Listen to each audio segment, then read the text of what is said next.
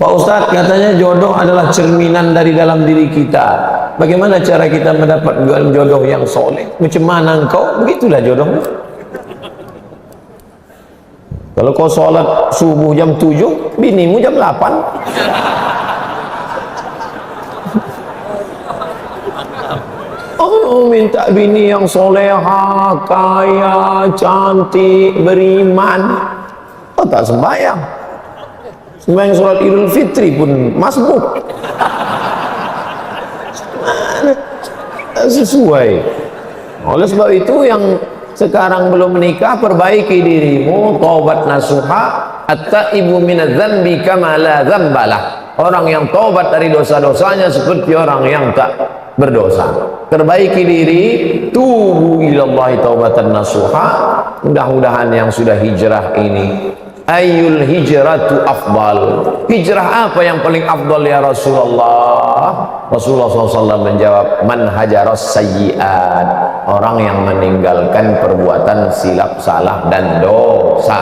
Oleh sebab itu mudah-mudahan yang sudah hijrah menggabungkan diri dengan komunitas hijrah, mudah-mudahan dipertemukan dengan jodoh yang baik-baik. Ya Rabbal Alamin. Bagaimana doa supaya kita mendapatkan perempuan yang kita sukai? La tadharni fardan wa anta khairul warisin. La tadharni fardan, la, jangan, tazar, kau biarkan, ni, aku, fardan, sendirian. La tadharni fardan, jangan kau biarkan aku sendirian ya Allah. Wa anta khairul warisin, engkau sebaik-baik pemberi waris. Oleh sebab itu tak ada di situ sebut cantik Pak Ustaz, tak ada sebut situ yang kita sukai. Kadang kita suka hari ini, besok kita tak suka lagi. Kadang hari ini nampak kita dia yang paling cantik, rupanya besok ada yang lebih cantik lagi.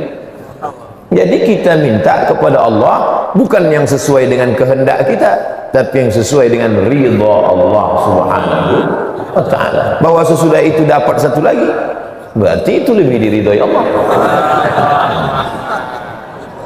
Ustaz, kalau misalkan ada khotib sholat Jumat yang waktu khutbah salah satu dari 5 rukun khutbah itu ada yang lewat, apakah kita makmum sholat Jumat itu ngasih tahu? Ya, antum yang sedang itu khotib di atas mimbar kasih tahu, Pak Khotib itu lupa sholawat tadi. Apakah batal khutbah Jumat? Tapi katanya idza sa'idal khatibu 'alal mimbar, kalau khatib sudah naik mimbar, fala yatakallamanna ahadukum, janganlah kamu bicara. Wa may yatakallam faqad lagha, siapa yang bicara maka sia-sia. Wa man lagha fala jum'atalah, siapa yang sia-sia maka tiada Jumatlah baginya. Bagaimana itu Pak Ustaz? Coba tengok hadis lain. Ketika Nabi sedang khutbah, tiba-tiba ada seorang laki-laki di pintu masjid Nabawi mengatakan, halakatil amwal, onta kami sudah mati, korma kami sudah kering, hancur kampung halaman kami, berdoalah ya Rasulullah. Nabi tak marah, Nabi tak katakan diam. Langsung Nabi mengangkat tangan, itulah istisqa, minta hujan saat dalam khutbah Jumat. Artinya jamaah boleh bicara kepada khatib, maka dia sampaikan. Rukun khutbah itu 5, bukan banyak.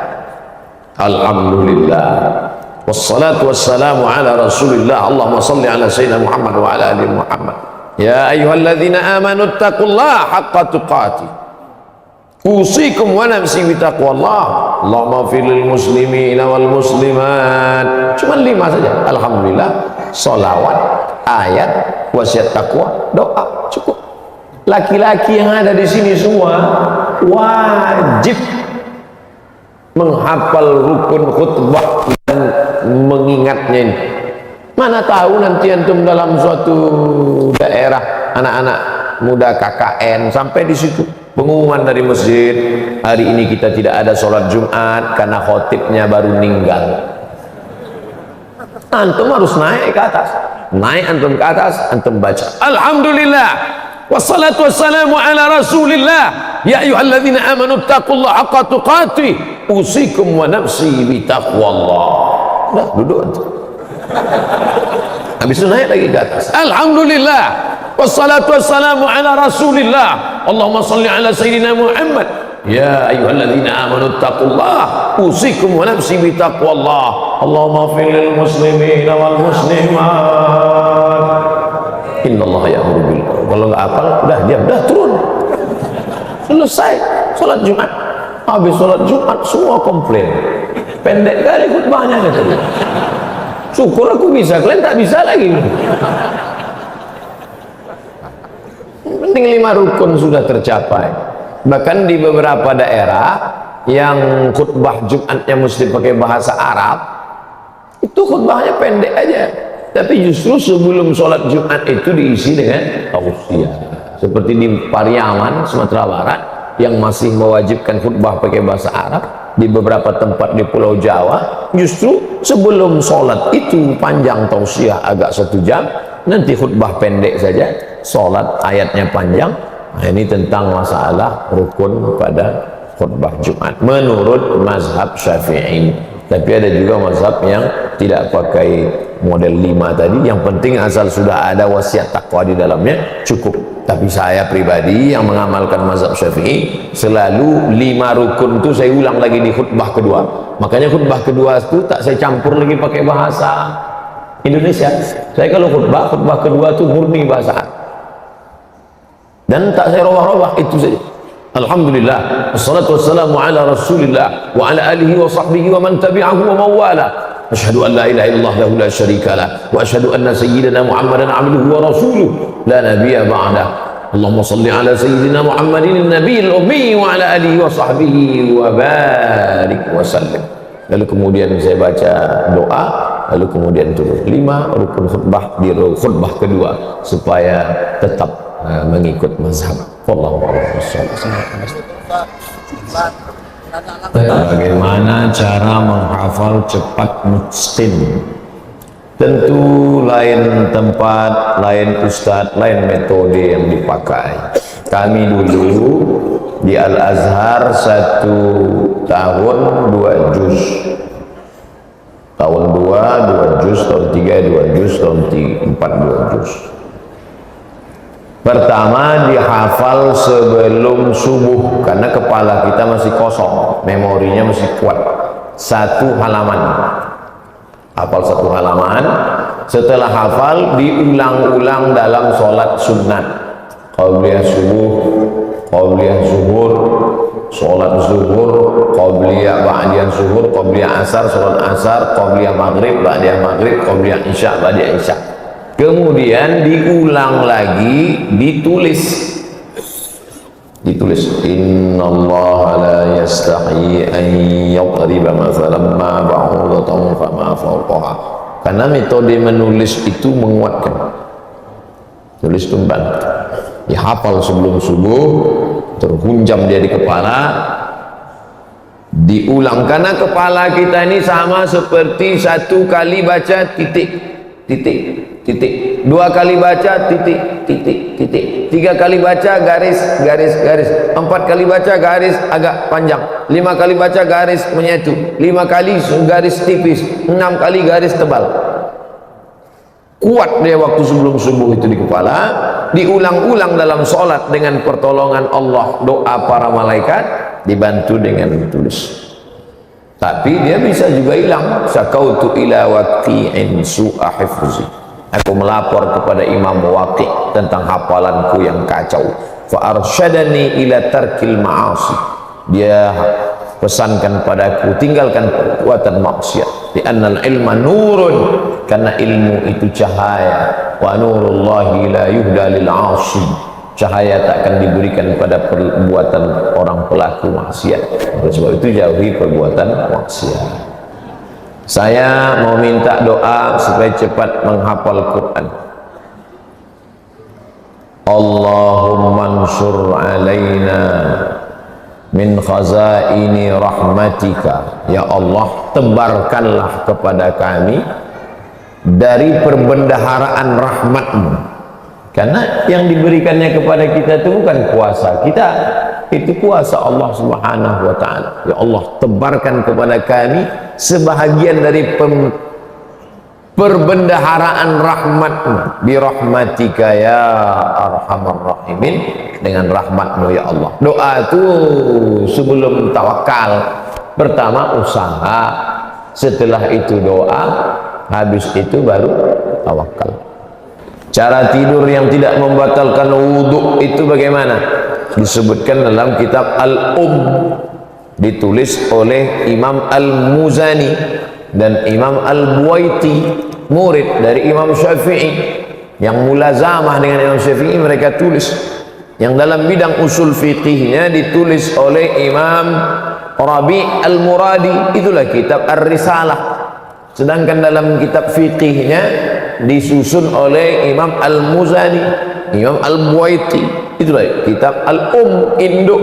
Di situ disebutkan duduknya maaf cakap. Kedua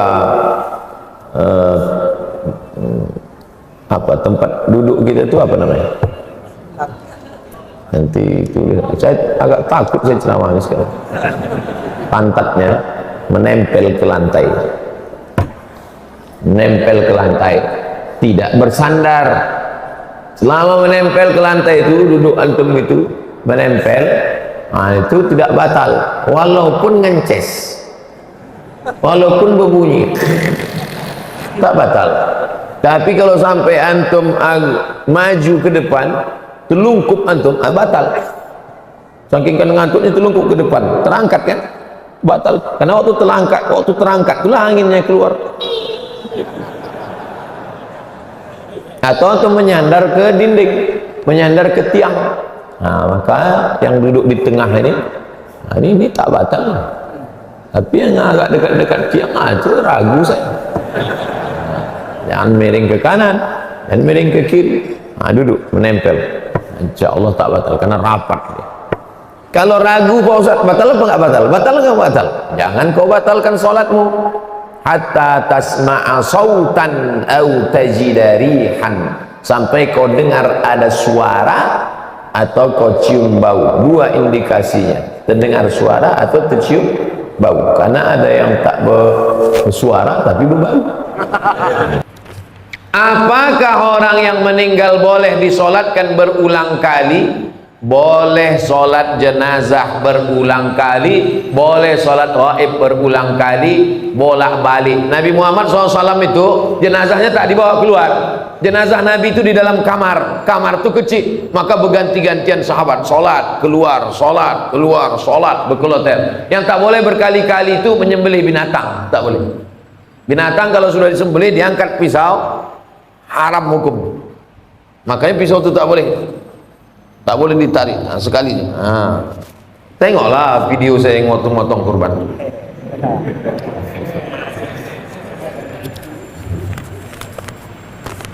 Ibu saya mu'allaf Chinese, masuk Islam, menikah dengan bapak saya. Yang saya tanyakan, bagaimana kalau saya berdoa untuk kakek nenek saya yang bukan Islam, sampai apa tidak Pak Ustaz? Maka nastighfaru Ibrahim li abihi illa am mau'idatin wa'adaha iyyah. Ibrahim berdoa untuk bapaknya Azar, mati dalam keadaan kafir, lalu dimintakannya doa itu illa am mau'idatin, karena janji saja. Karena dulu dia berjanji, la illam tantahi wahai Ibrahim, kalau kau tak berhenti mendakwahi aku, menceramahi aku, la arjumannaka, ku lempar kau pakai batu, wahjurni maliya, pergi tinggalkan aku, pergi sana, pergi. Apa kata Ibrahim?